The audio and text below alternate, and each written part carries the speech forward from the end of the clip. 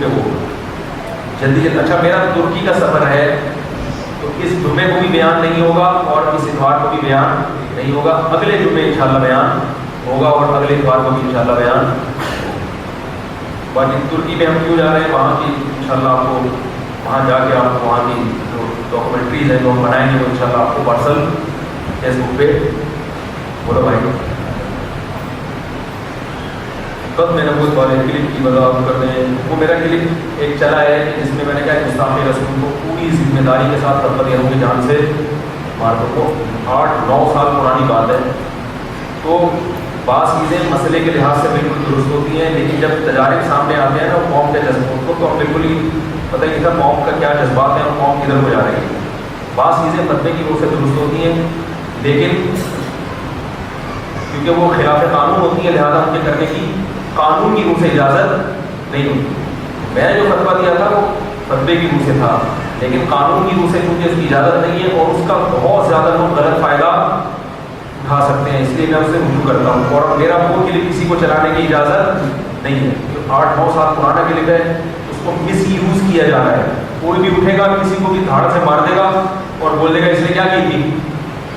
اس لیے ایک لا بنا ہوا ہے قانون بنا ہوا ہے. کوئی بھی گستاخی کرتا ہے آپ کہاں جائیں بولو بھائی عدالت میں جائیں. تو تمیز کے دائرے میں ہی کام کریں. آپ اس سے قانون ہاتھ میں لینے کی کوشش نہ کریں کیونکہ اس کا مشاہدے پر ہوتی ایک حقیقت ہے کہ میں نے دیکھا ہے کہ لوگ بہت جذباتی ہیں تو اس قسم کی جو ہے نا فتوے کا لوگ ناجائز استعمال کرتے ہیں. اس لیے اس کی اجازت نہیں ہے.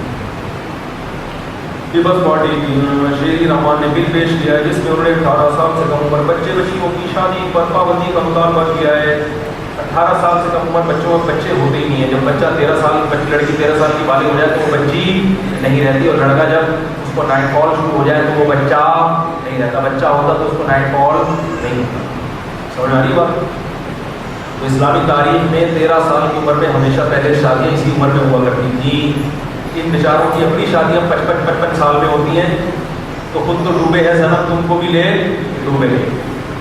جو کم عمری کی شادی ہے نا اصل میں شادی کو انجوائے کرنے کی عمر ہی وہی ہے. ایک صاحب مجھے کہنا کہ ویلنٹائن ڈے اسلام میں جائز ہے. میں نے کہا نہیں ہے. آپ 15 سال کے لڑکے کی 13 سال کی لڑکی سے شادی کرا دو. ہر روز ان کا ویلنٹائن ڈے ہوگا. ہر روز کیا ہوگا ان کا. اس عمر میں محبت بہت ہوتی ہے جذبات ہوتے ہیں. جس عمر میں آج کل کم وقتوں کی شادیاں ہو رہی ہیں نا دنوں کی. میں تو بہت نکاح پڑھاتا ہوں. میں کہتا ہوں اس تکلف کی اس عمر میں آپ کو ضرورت نہیں. تھوڑا لیٹ ہو جاتے ہیں تو ویسے ہی بھی کوئی مسئلہ نہیں تھا. اتنی لیٹ یہ تو مسلمان ہے اور غیر مسلم تو اور لیٹ شادیاں کرتے ہیں. وہاں تو بچے پہلے پیدا ہوتے ہیں شادیاں بعد میں. اس کا فائدہ ہوتا ہے کہ وہ ابا اماں کی شادی میں ہاتھ بٹا رہے ہوتے ہیں. ہمارے ڈیڈی کی ہماری ممی سے کیا ہے شادی. آپ اپنی دادیوں نانیوں سے پوچھو سب کی 13-15 سال کی عمر میں شادی ہو جائے گا. ہاں یہ ضرور ہے. ایک صاحب مجھے کہنے لگے ایسے ہی کسی کو پکڑا دیں 13 سال کی عمر میں. ہاں وہ تو بچی ہے تو سسرال کے ظلم کا شکار ہوگی. تو بھائی اگر اچھا رشتہ نہیں ملتا تو پھر 60 سال میں بھی شادی کرنے کی ضرورت. یہ جب اچھا رشتہ مل جائے ایسا داماد اور ایسی ساس اور ایسے سسر سمجھدار مل جائے جن کو یہ بتاؤ کہ یہ ابھی کم عمر ہے اس پر ہم نے زیادہ بوجھ نہیں ڈالنا. اس کو یہی سمجھنا ہے کہ یہ کشور ہے تو ہماری بیٹی کی جیسے کشور ہے 13 سال کی ہے یہ ہماری بہو بھی کیا بن گئی ہے بیٹی تو بیٹیوں کی طرح پالنا ہے. ایسا سسرال ملے تو شادی کریں ورنہ 55 سال میں بھی شادی کرنے کی ضرورت. اگر ایسی ساس یا سسرال اسرائیل والا مل رہا ہے آپ کو سسرال پر وزن اسرائیل اور آپ کی بچی فلسطینیوں کی طرح رہے گی تو پھر شادی کرنے کی ضرورت بولو نا بھائی نہیں. اور بچہ بھی 15 سال کا جو ذرا سمجھدار ہو.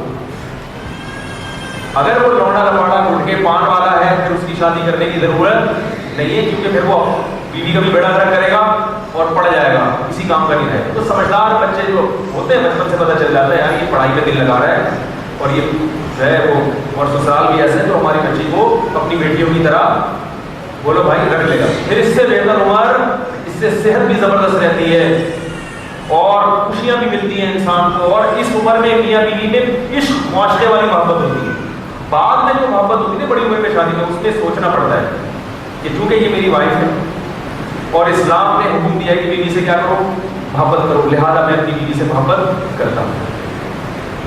پتا نہیں سمجھ، کیونکہ جذبات کیا ہوئے ہیں، بال سفید ہونا شروع، کمر جھلنا شروع، یا اگر چلو جوانی تھی بھی تو تھوڑے دن کی ہے، وہ تھوڑے دن میں کیا ہو جائے گی ختم۔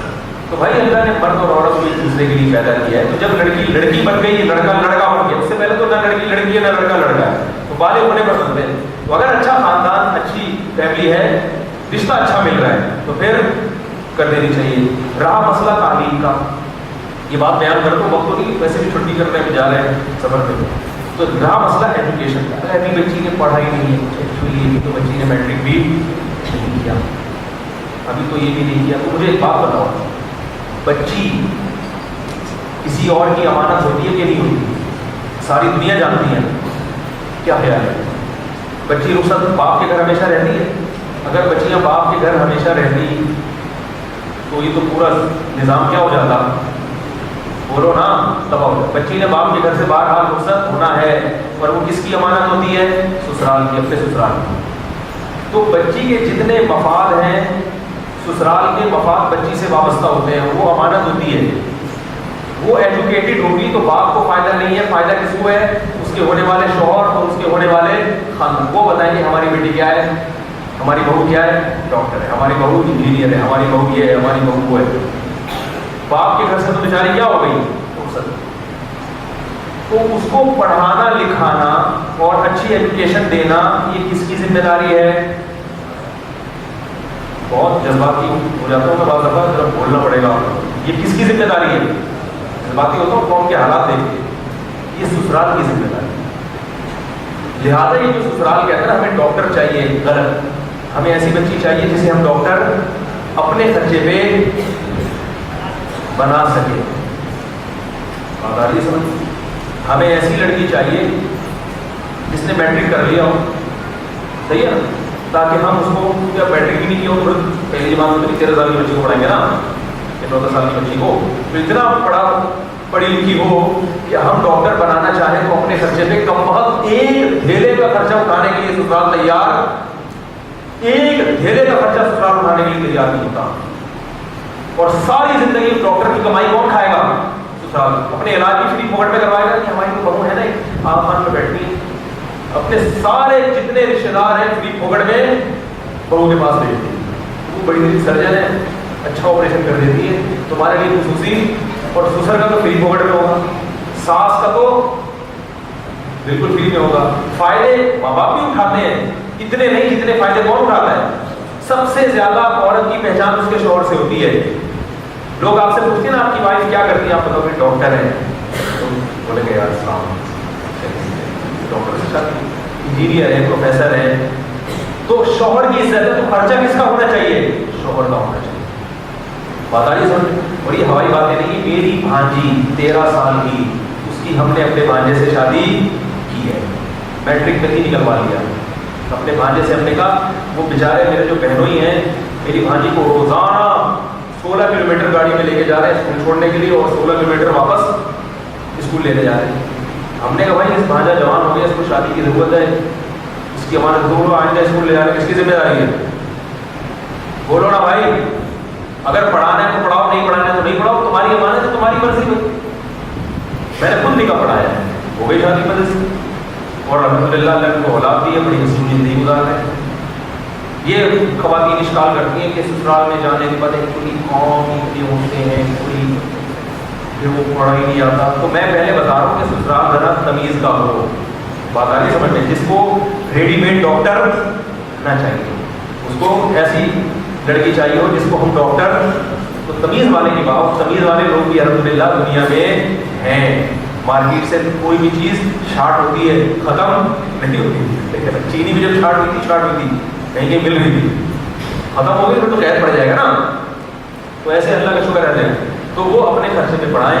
رہا مسئلہ کہ بچوں میں بھی پریگنینسی میں نہیں ہوتا کام، یہ سب غلط باتیں ہیں۔ یورپ میں جا کے دیکھو، وہاں لوگ بتاتے ہیں پریگنینسی میں خواتین یونیورسٹی جاتی ہیں، سارے پڑھائی کرتی ہیں، کیونکہ میں اللہ رسول کی مثال ہوگا تو بات سمجھ میں نہیں آئے گی، یورپ کی بات فوراً سمجھ میں آ جاتی ہے۔ بچے کی ولادت کو چھوڑ کے تھوڑے دن کے لیے پڑھائی، کیونکہ ایک نعمت اللہ نے آپ کو دے دی ہے۔ تو یہ سب سیٹ اپ چلتا رہتا ہے، نہ مرد کے لیے نکاح تعلیم میں رکاوٹ ہے، نہ عورت کے لیے۔ نکاح مرد اور عورت دونوں کے لیے معاون اور مددگار بنتا ہے۔ ہمارے ایک رشتے دار ہیں، سیکنڈ افسر تھے مرچنٹ نیوی میں، تھرڈ آفیسر تھے. جب ان کا سیکنڈ افسر بننے کا خیال ہونے کا، یار میرے بہت سارے کام جو ہے نا وہ میں خود کرنے پڑتے ہیں، ایک اگر بیگم ہونی چاہیے.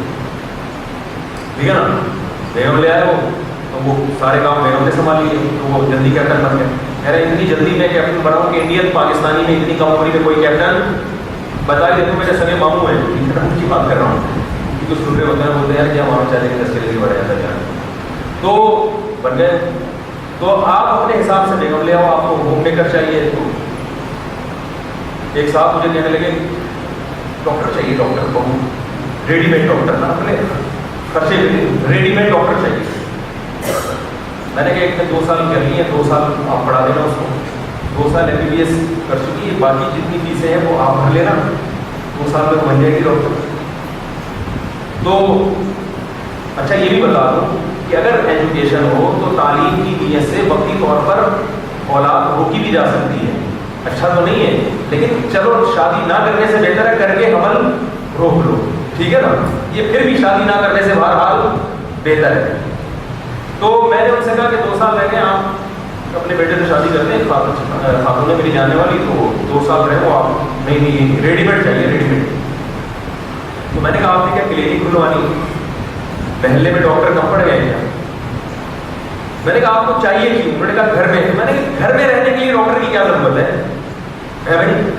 تو شادی سے جس کا پرپز کیا ہے وہ ہر ایک کا مختلف ہوتا ہے. دیکھو نبی نے 9 شادیاں کی ایک وقت میں، تو اس میں ہر شادی میں آپ کا پرپز الگ تھا. ابو سفیان کی بیٹی سے آپ نے شادی کی تاکہ ابو سفیان کی دشمنی ختم ہو جائے، کیونکہ عرب جب کسی کو داماد بناتے تھے تو اس سے دشمنی نہیں رہتی. حضرت ابو سفیان اس وقت اسلام کے بڑے دشمن تھے، ان کی بیٹی مسلمان تھی تو آپ نے ان کو نکاح کا پیغام بھیج کے شادی کر لی. اس دن سے ابو سفیان نے دشمنی کم کر لی. یہ بھی ایک پرپز ہے کہ بھائی نکاح اس لیے کیا جاتا ہے تاکہ دشمنی کم ہو جائے، خاندان ایک قوم سے رشتہ داری ہو جائے. ہمارے ایک دوست تھے، وہ پنجابی تھے، انہوں نے شادی کی اردو اسپیکنگ میں.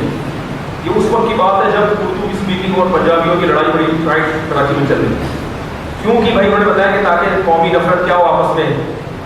شادی میں صرف ایک مصلحت نہیں ہوتی، درجنوں مصلحتیں ہوتی ہیں، اور ان میں سے ایک مصلحت یہ بھی ہوتی ہے بھائی گھر کے لیے چاہیے. پھر اس میں ایجوکیشن کی ضرورت بولو نا یار نہیں ہے. تو ہر طرح کے مارکیٹ میں پیس موجود ہے. تو لیکن خرچہ کون اٹھائے گا؟ تو یہ کمونی میں شادی نہیں ہوتی ہے، ورنہ باپ 6 بیٹیوں کو پڑھا کے بیچارہ آدھا ہو جاتا ہے، اور پھر اس چکر میں اپنے بیٹوں کی بھی شادی نہیں کرتا کہ جب تک ان کی نہیں ہوگی، ان کی نہیں ہوگی، ان کی نہیں ہو رہی ان کا وقتوں کی. تو وہ جن لڑکیوں سے یہ کرتے ہیں وہ لڑکی اپنے باپ پہ کیا بنتی ہیں؟ بوجھ بنتی ہیں. تعلیم پورا خرچہ باپ کا ہو رہا ہے اور بیچارہ گھر بسانے کے قابل بولو بھائی رہتا ہی نہیں. یہ ہے غیر مسلموں کا کلچر میرے بھائی، اسلام کا کلچر یہ نہیں ہے. سمجھ آ رہی بات؟ 12-18 سال سے پہلے خلاف قانون ہے، لہٰذا اگر شادی کریں تو رجسٹر نہ کروائیں. بھائی کیس کون کرے گا؟ کوئی بھی کیس نہیں کرے گا. نکاح کر لیا تو رجسٹر نہ کروائیں. 18 کے بعد میں خود رجسٹر کروا دوں، میں خود رجسٹر میں پھر آپ کرے گا رجسٹر کروا دوں. بچے ہو گئے تو کس کھاتے میں ڈالیں گے؟ سب چل جاتا ہے. اچھا میرے بھائی ہاں، لیکن کم عمر بچی کی شادی آج کل جو مارکیٹ میں سسرال چل رہے ہیں نا، ان کے مشورے کے بغیر اگر کلپ بنانا ہے نا پوری بات آنی چاہیے، بتا رہا ہوں میں. اب یہی دیکھو اس لیے ہم چینل کر رہے ہیں کہ آج اب صرف کم عمری کی شادی پر بات آ گئی اور پتہ چلا 13 سال کی بچیوں کے لوگوں نے شادیاں کر دی. وہاں جا کے سسرال ان کو ساسیں تو ایسی کھال اڑتی ہیں نا اس کی، وہ تو دیکھتی نہیں ہے کہ یہ بھائی بیچاری بچی ہے، یہ کچور ہے، اس کے ساری دیور کے کپڑے بھی دھو رہی ہے. وہ بعض خاندانوں میں بہوؤں میں بڑا ظلم ہوتا ہے، دیوروں کے کپڑے بھی کون دھوتی ہیں؟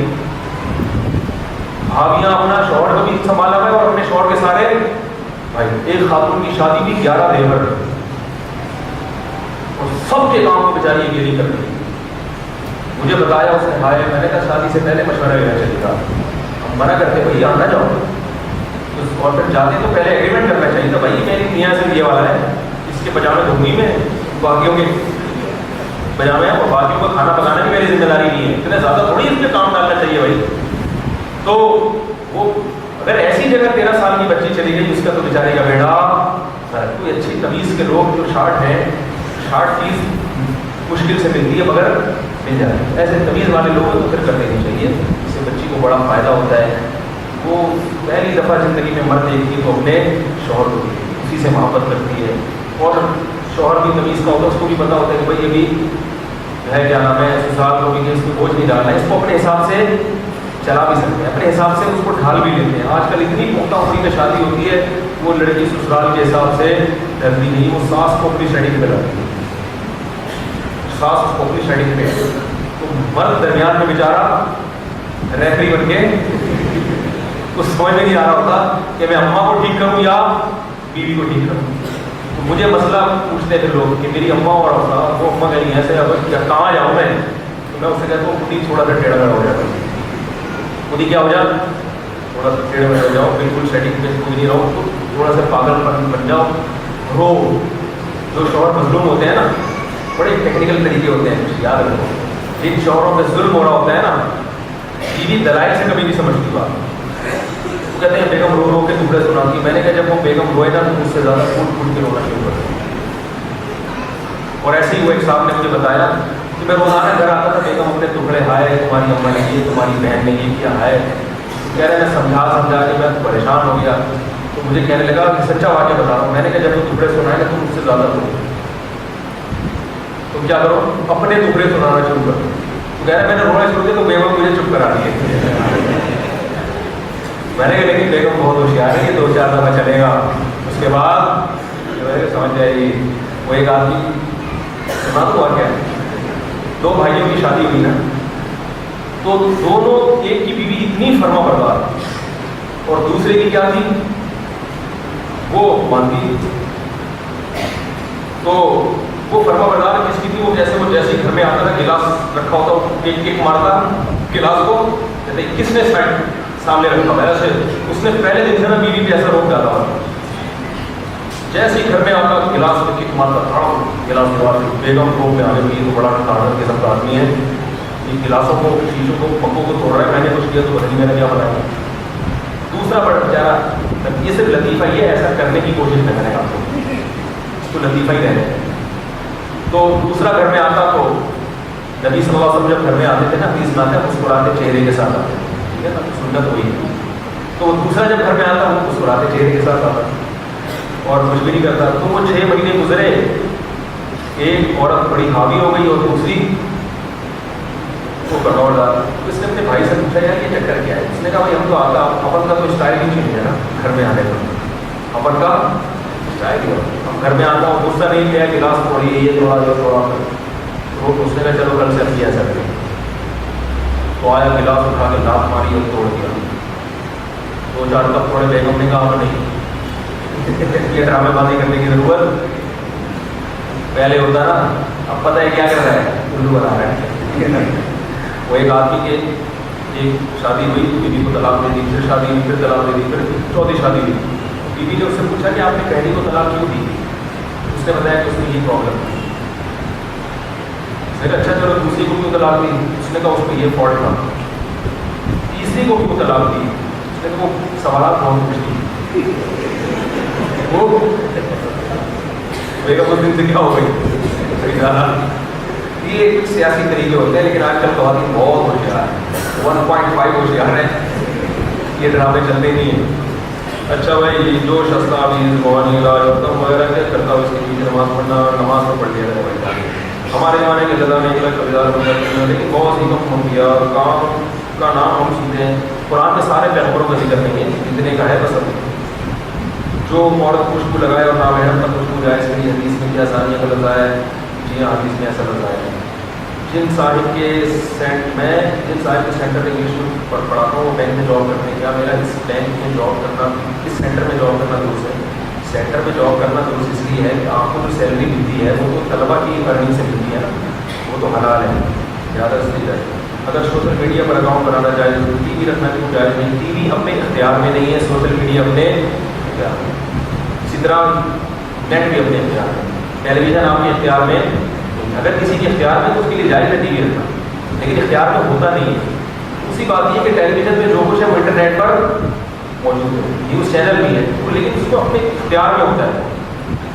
تو ٹی وی کا تو جو بھی ٹی وی والے جو دکھائیں گے وہ آپ کو دیکھنا پڑے گا، بہرحال اگر اس میں کوئی مفید چیز دیکھ رہا ہے تو ہم اس کو ناجائز ٹی وی میں بھی اگر کوئی مفید چیز دیکھ رہا ہے تو اس کو ناجائز نہیں وہ جزا ہو رہا ہے کہ مولانا میڈیا پروگرام میں کہا امام امام کا واضح قول ہے اسلام خواتین کو ہوتے ہیں دیتے ہیں نام انسان کے حوالے سے اگر مرد مرتد ہو گیا تو توبہ نہیں کرتا اس کو قتل کیا جائے لیکن خاتون ہے تو اس کو قتل نہیں کیا جائے تو والے میں دیکھو اسلام میں مرد اگر مرتد ہو جائے تو اس کی سزا قتل ہے لیکن عورت اگر دین کو چھوڑ دے تو اس کی سزا قتل نہیں اختلافی مسئلہ ہے دیگر ائمہ کے یہاں قتل ہے امام حنیفہ کے رائے میں قتل نہیں ہے بلکہ اس کی سزا جیل ہے عورت کو قتل نہیں کیا جائے باقی یہ جو ناموس رسالت کا مسئلہ ہے کہ رسول اللہ صلی اللہ علیہ وسلم کی توہین جو شخص توہین کرے تو کیا وہ واجب القتل ہے اسلام اس بارے میں کیا کہتا ہے تو ایک تو قانون ہے پاکستان کا وہ بھی علماء نے سوچ سمجھ کے بنایا ہے لیکن جو اسلام کا اصل لا ہے نا اصل قانون ہے وہ کیا ہے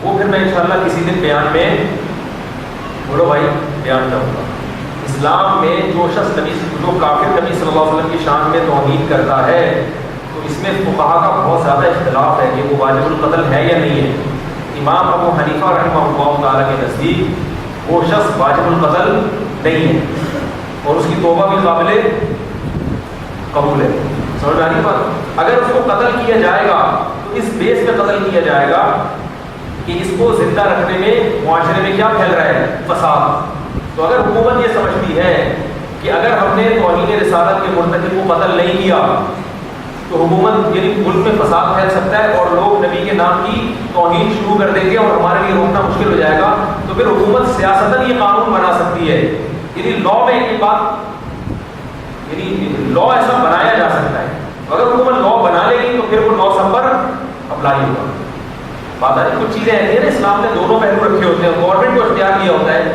تم اگر یہ سمجھتے ہو کہ معاشرے میں فساد پھیل رہا ہے تو اس کو قتل کر دو اور اگر تم یہ سمجھتے ہو کہ فساد نہیں پھیل رہا تو پھر اس کو قتل مت کرو اسلام میں اصل یہی امام حنیفہ کی رائے ہے اور ہمارے نزدیک دلائل اسی پر کیونکہ نبی صلی اللہ علیہ وسلم کے دور میں ایسا بہت ہوا ہے کہ توہین رسالت کی گئی بعضوں کو تو قتل بھی کیا گیا اور بعضوں کو چھوڑ بھی دی گیا معاف بھی کیا اس کی بھی بہت سارے مثال ہیں اور اس میں بھی فرق ہے کہ ایک دفعہ کیا ہے یا ایک آدمی مشن بنا کے کرتا ہے سمجھ میں آ رہی ہے نا بات تو اصل جو اسلام میں ہے نا وہ یہی ہے کہ فقہا میں اختلافی مسئلہ ہے دلائل دونوں طرف ہے لیکن اس پر سب کا اتفاق ہے کہ اگر گورنمنٹ یہ سمجھتی ہے کہ اگر ان کو چھوٹ دے دی جائے تو اسلام دشمن قوتیں اتنی پھیل رہی ہیں کہ پھر اسلام میں ہمارے نبی صلی اللہ علیہ وسلم کی ناموس محفوظ نہیں رہ سکے گی تو اس بیس پر گورنمنٹ یہ قانون بنا سکتی ہے اسی وجہ سے گورنمنٹ نے یہ قانون اس دور میں جب بنایا ہے تو اسی بیس پہ بنایا ہے اور یہ بیس بالکل درست ہے کیونکہ آج اسلام قوتیں اتنی زیادہ متحرک ہیں کہ اگر ہم لوگوں کو اجازت مطلب اتنی سخت سزا نہ دیں اجازت تو پہلے بھی نہیں دی بات تو نہیں دیں گے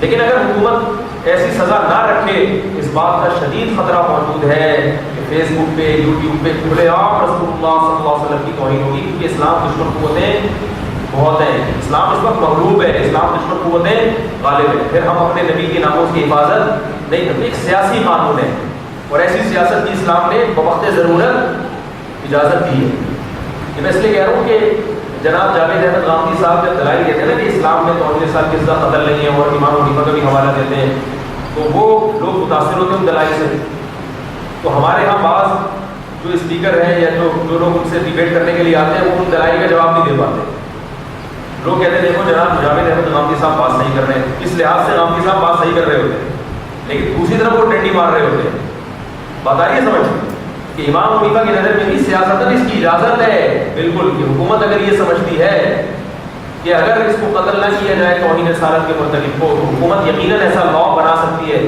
جناب غامدی صاحب سے جو بحث ہونی چاہیے وہ اس پہ نہیں ہونی چاہیے کہ اسلام میں سزا ہے یا نہیں ہے وہ تو ہم بھی مانتے ہیں بحث اس پہ ہونی چاہیے کہ اس زمانے میں اگر لا چینج کر دیا ہم نے اور توہین رسالت کے مرتکب کو باعزت ہم بری کرنا شروع کر دیں تو پھر کیا آپ اس کی شورٹی دیتے ہیں گارنٹی دیتے ہیں کہ نبی صلی اللہ علیہ وسلم کی ناموس کی ہم حفاظت کر سکیں گے اور نبی کی شان میں توہین نہیں ہوگی کیونکہ جب یہ اسلام نے اس تک اسلام غالب تھا اسلامی سلطنت پوری دنیا میں پھیل چکی تھی اس وقت فقہا نے لکھا تھا کہ اس کی سزا قتل نہیں ہے حکومت کی ثوابت پر ہے جیل بھی دے سکتی ہے قتل بھی ہو سکتا ہے اگر حکومت سمجھتی ہے اور رہا بھی کر سکتی ہے لیکن اس زمانے میں اگر اجازت دے دی جائے تو ہم یہ سمجھتے ہیں کہ پھر ناموس رسالت کی حفاظت ہم نہیں کر سکتے کیونکہ لا میں ڈھیل دے دی تو سارے لبرل لوگ بیٹھے ہوئے ہیں اکثر حکومت میں بھی لبرل لوگ بیٹھے ہوئے ہوتے ہیں وہ خود اتنی ان کو فکر نہیں ہوتی یہ سیاسی قانون ہے لیکن یہ بالکل درست قانون ہے، سیاست ہے مگر صحیح سیاست ہے، یہ غلط نہیں۔ نبی نے فرمایا جو مدینہ میں جس کی موت آئے گی اس کی شفاعت کروں گا، مدینہ کے ایمان والی موت مانگنا اچھی موت ہے، مدینہ کی موت آنا اچھی۔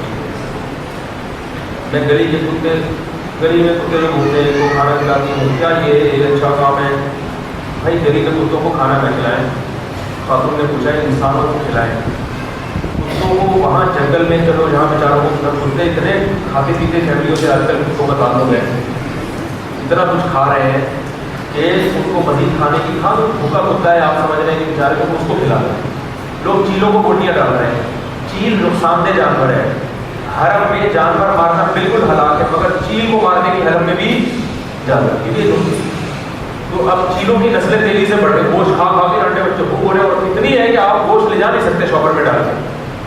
تو انسان پہلے ہے، جانور بعد، کتوں کو کھلائیں گے اور نسل بڑھے گی، اور پھر ہر محلے میں 4-4 6-6 کتے۔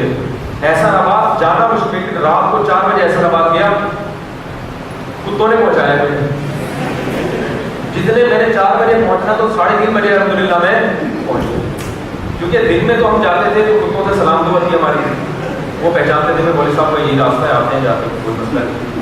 اس دن رات کو کتوں نے پہچاننے سے میرے ساتھ ایک اور صاحب بیٹھے تھے، وہ جتنے بڑے بڑے کتے تھے، میں بائک میں تھا اس کو، سارے 4 بجے نا اندھیرے میں بائک میں ہم جا رہے ہیں، وہ سارے کتے ہمارے وہ اتنی اسپیڈ سے گڈھوں میں بھگائی ہے میں نے بائک، اور الحمدللہ وقت سے 15-20 منٹ پہلے ہم وہ کہہ رہے تھے آج کیسے ہم کہ وہ کتوں کی مہربانی ہو رہی ہے۔ اسی وجہ سے کتوں کی نسل جب زیادہ بڑھ جائے تو حدیث میں ان کو مارنے کا حکم ہے۔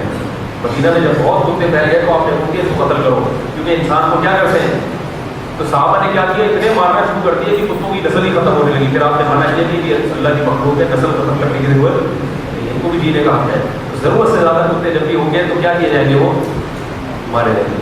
تو اسی طرح جو جانور ہے چوہے وہ آپ کھلا رہے ہیں گھر میں پال کے، وہ تو انسان کے لیے نقصان دہ تعاون کی بیماری پھیلاتا ہے، جو بھی نقصان دہ جانور ہے ان کو مت کھلائیں، اور کبوتروں کو بھی مت کھلائیں، کیونکہ شہر میں اتنی خوراک ہوتی ہے کبوتر آرام سے کھا سکتے ہیں۔ اب لوگ کیا کرتے ہیں، باجرہ خرید کے کبوتروں کو ڈال کے اس سے کبوتروں کے غول پورے محلے میں کبوتروں کی آگ، لاٹھی سے بھی کبوتر ادھر ناظرات کی جگہ ہے، وہ مکھبری ہوتی ہے کبوتروں کی، تو مکھبری کا سسٹم بڑا زبردست ہے، سارے کبوتر آ کے پھر وہ پیٹیں کرتے ہیں۔ کبوتر کی پیٹ میں بیماری ہے، سمجھ میں آ رہی ہے بات، اس سے سانس کی بیماری پھیلتی ہے، تو اس لیے بھائی کہیں بیچارہ کوئی مریض سا کبوتر دیکھا کھانے کو نہیں مل رہا، اس کو ضرور پانی پلا دے، لیکن ہول سیل کے حساب سے کبوتروں کو پالنے کی آپ نے ذمہ داری لے لی، اس سے انسانوں کو کیا ہو رہا ہے، حرم میں لوگ کبوتروں کو کھلاتے ہیں اور وہاں کبوتر مارنا بھی جائز نہیں ہے، اتنا کبوتروں کے غول اڑتے ہیں وہاں پہ، آپ نے دیکھا ہوگا بعض میں چلنا مشکل ہو جاتا ہے۔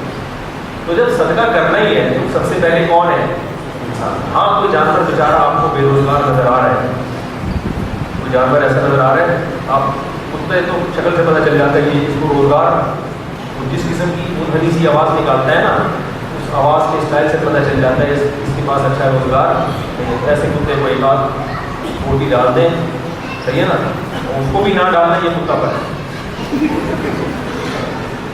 ایک کتا بیچارہ بھوک سے مر رہا ہو، پیاس ہو، اس کو بھی نہ کھلائے تو یہ کیا ہے، یہ پھر کتا پر ہے، یہ ہے اچھا بھائی جلدی ہے کیا عمرے پر جانے میں لوگوں سے معافی طلبی کر لینی چاہیے، عمرے پہ جانے میں لوگوں سے رشتہ داروں سے معافی مانگنا اچھی بات ہے، معافی تو ہر وقت مانگنا اچھی بات ہے، فرض نہیں ہے اچھی بات ہے۔ میرے والد بحث ہو جاتی ہے کہ وہ آپ کو اور پڑھتا ہے، لوگ غلط سمجھتے ہیں، ان کا کہنا ہے کہ وہ نیٹ پر آتے ہیں تصویریں بناتے ہیں وہ صحیح نہیں، یہ میں نے اس پر پورا تفصیل سے بیان کر چکا ہوں، پھر دوبارہ کبھی بیان کر دوں گا۔ آپ سے پوچھا تھا کہ اگر فنی ویڈیوز بنائی جائے تو کہیں آپ نے کہا صحیح ہے، مگر کچھ لوگ پھر اعتراض کرتے ہیں بھائی فنی ویڈیو ایسی جس میں صرف مزاح ہو، بے حیائی نہ ہو، کسی قوم پہ طنز نہ ہو، ایسی ویڈیو بنانا جائز ہے، اور اس سے پیسے کمانا بھی جائز تفریح ہے نا، تو وہ جائز تفریح تو جائز ہے نا، اس میں بے حیائی نہ ہو، بے پردہ خواتین نہ ہو اس میں، اور کیا نام ہے اس میں کسی قوم کا مذاق نہ اڑایا جا رہا ہو، جیسے ایسے لطیفے جس میں قوموں کے مذاق اڑائے جاتے ہیں، اس سے تو پھر عصبیت پھیلتی ہے، تو جائز ہے مگر اچھا کام نہیں ہے، تو ٹھیک کام کرے تو زیادہ بہتر ہے۔ کیا خیال ہے آپ سے پوچھے ہو گیا پینٹ شرٹ پہننا کیسا ہے؟ پینٹ شرٹ میں نماز ہو جاتی ہے مگر شلوار قمیض پہننا افضل ہے، مسلمانوں کے ہمیشہ سے ڈھیلے ڈھالے لباس میں پینٹ شرٹ بھی جائز ہے مگر بہتر کیا ہے، بولو بھائی دیکھو امام اگر پینٹ شرٹ میں نماز پڑھانے آ جائے اچھا نہیں لگے گا نا، اس سے سے پتہ چلتا ہے کہ پاکیزگی کس میں زیادہ ہے؟ شلوار میں. سردیوں میں روزہ رکھنے کی تلقین فرمائی. فرماتے ہیں ہاں بھائی سردیوں میں روزہ رکھا کریں, نفلی روزے کی جمعرات کا, گرمیوں میں بھی رکھا کریں. سردیوں میں اس لیے کہ آسان ہے. عورت مرد کی پسلی سے بنی ہے. اگر ایک عورت کی کہیں لکھا ہوئے تو اس کا مطلب تمام مردوں کی پسلی سے بنی ہے. بھائی عورت مرد کی پسلی سے مطلب آدم علیہ السلام کی پسلی سے بنی ہے, اپنی میاں کی پسلی سے نہیں بنی.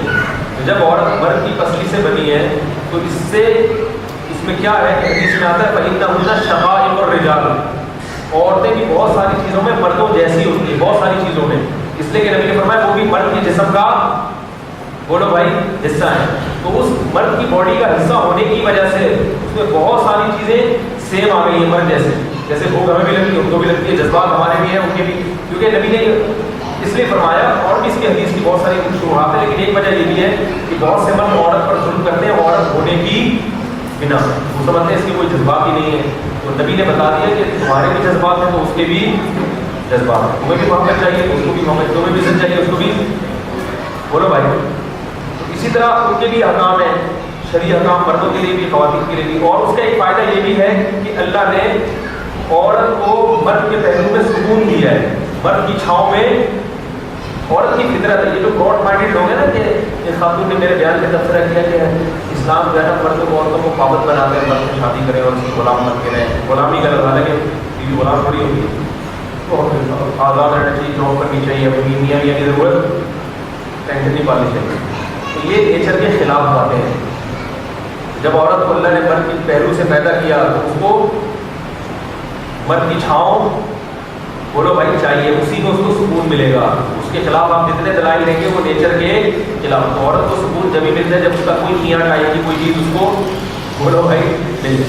میں آپ کو بتاؤں میرے پاس بڑی ایجوکیٹڈ خواتین کے فون آتے ہیں, ان کی شادی نہیں ہوئی, سب کی بات نہیں کر رہا, بہت سو کے دماغ کی سیٹنگ. نیچر سے لڑنے کی کوشش مت کرو بھائی, بہت ہو گیا یار, تھک گیا آپ پڑھ کے چلیے. خواب میں سمندر کے کنارہ اور موجے کی طرف آتی ہے جس کی تعبیر رات کو کار بنا 2 گولی گرم پانی کے ساتھ. صحیح بتا رہا ہوں. ابھی میں بیان میں جا رہا تھا وہاں, میں ایبٹ آباد میرا بیان تھا نا 2-4 دن پہلے. میں یہاں سے کراچی سے اسلام آباد میں اتر رہا تھا. تو جہاز میں آرمی کے کیپٹن تھے, انہوں نے مجھے دیکھا تو بیان سنتے تھے, تو وہ میرے ساتھ آگے بیٹھ گئے. جب تک شروع کر دی سنتا رہے بیان کو بیان سنتے خیر کچھ نہیں ہوتے. مجھے ڈر لگے میں ایکچولی وہ اپنی سیٹ چھوڑ کے کسی اور کو دے کے آئے میرے پاس. ٹیکنیکل باتیں مجھے کہہ رہے وہ اپنی کچھ گپ شپ بھی لگائی انہوں نے اور مسائل پوچھے. ایک مسئلہ انہوں نے بڑے اعتماد سے حضرت وہ ایک مسئلہ پوچھا جی, کہہ رہے یار وہ مجھے نا خواب میں سانپ آ رہے ہیں. وہ کہہ رہے ہیں اپنی سیٹ چھوڑ کر کو خیال تھا یہ تو ایسی تعبیر بتائیں گے کہ بس ہٹو بچو. تو وہ کہہ رہے ہیں خواب میں سانپ آ رہے ہیں اور یہ بڑا. میں نے کہا دیکھیں رات کو نا گرم پانی میں کار ملا تو اس سے یہ اڑے, اس سے کیا ہوگا. ان کا خیال ہے یہ پینے کے بعد یہ وظیفہ پڑے. میں نے کہا پھر سو جائیں, اس سے پیٹ میں گیس نہیں ہوگی, پیٹ ہلکا ہوگا. کیونکہ رات کو جب پیٹ بھاری ہوتا ہے اور دماغ میں گیس چڑھتی ہے تو اچھے خواب ڈروانے خواب. اور میں نے کہا چپ بھی نہ لیٹیں, کروٹ بھی کر لیتے, زیادہ تھکاوٹ میں بھی ہوتا ہے. میری خوابوں کا میں منکر نہیں ہوں, بعض دفعہ سچے خواب بھی ہوتے ہیں, لیکن آج کل لوگوں کو جو کچھ ہو رہا ہے نا وہ پیٹ کی گڑبڑ کی وجہ سے ہو رہا ہے. وہ ٹھیک ہو جائے پھر بھی آئے تو پھر فون کر کے پھر بھی اس سے نہ پوچھنے کی ضرورت ہو. یہ حیا کے خلاف مسائل کو لے آپ نے پوچھا کرے گا 10 سے 11:15 پڑھ ٹائمنگ کے بعد کے علاوہ اس کو. تو کیا اچھا یہ جو موجیں آ رہی ہیں سب یہی ہو رہا ہے, یا تو سسرال میں ٹینشن مل رہی ہے شوہر کی طرف سے یا ساس سسر کی طرف سے, اس سے بھی بہوؤں کو الٹے خواب آتے ہیں. یہ بتا دو. تو یہ جہاں بھی کوئی ٹینشن والا معاملہ ہوگا نا, دیکھو ہماری رات دن کے تابع ہوتی ہے, دن ہمارا رات کے تابع نہیں. دن اچھا گزرتا ہے تو رات کو خواب بھی اچھے آتے ہیں. سمجھ میں آ رہی ہے بات. دن خراب ہے تو رات کو خواب بھی خطرناک ہے.